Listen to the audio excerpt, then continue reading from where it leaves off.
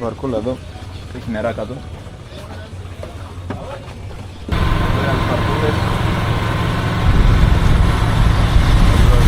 Τώρα είναι σωσίδια. Φτάνει πολύ. Ο κανονικός θα μας δώσει ακόμα πιο wide.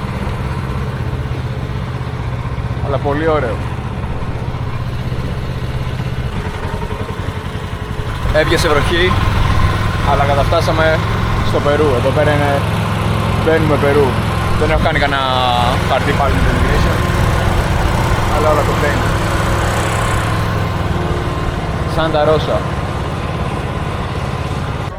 Sí. Περάσαμε, πηγαίνουμε εδώ το Βλήτα που είναι homemade έτσι, πάνε, φτιάξανε έτσι ψυχαλίζει. Τι περιοχή για αυτή.